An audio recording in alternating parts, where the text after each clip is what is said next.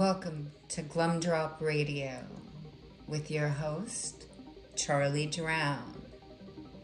Today's date, May 8, 2026, and I'm coming to you from a very overcast Tacoma, Washington. And today, we're going to be talking more about data centers. Surprise! And it's 10 p.m.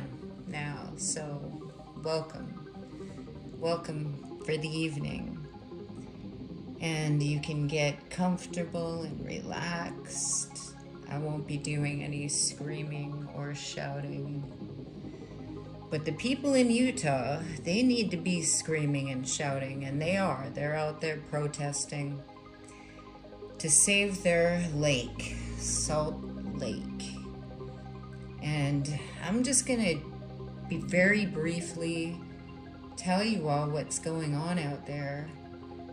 And I don't know why these data centers matter so much to me, but they really do. You know, on the one hand, yes, AI can be a very powerful tool, but at what cost, you know? And the people in Utah are fighting against it. And the city council a few days ago literally,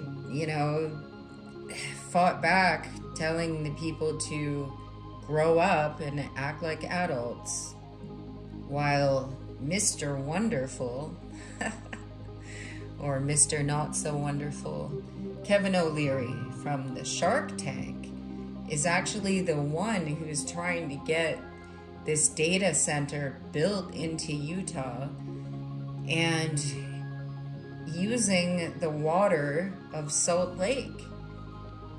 And I mean, the disrespect, this is what I'm going to talk about, because you can Google, and do your own research on the data center out there and all the protesting going on the same way I did. But the disrespect of city officials that are paid by these people, the tax dollars don't mean anything to these people anymore. It's like they sit there at their podiums acting like they're gods, right? They're not.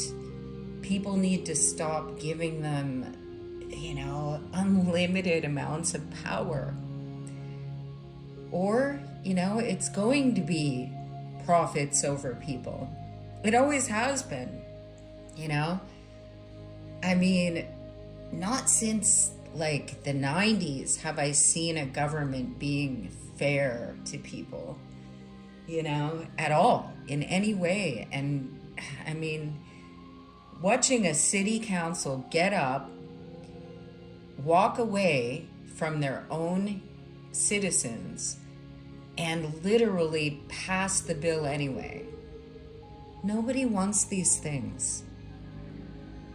The rich want these things.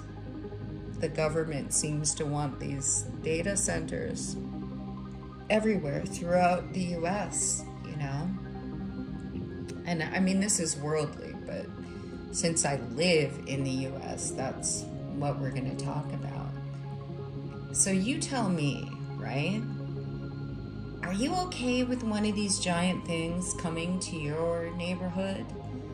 I know how I felt when South Tacoma decided to let a giant warehouse, a distribution center, from foreign countries, to have an enormous, the biggest warehouse of its type, move in literally blocks away from me. It felt like my life was not valued, like nature was not valued. It felt a certain way, and we have to stop overlooking these things before it's too late. Anyway, I'm just going to leave it there for tonight. Have a great night. Sleep well.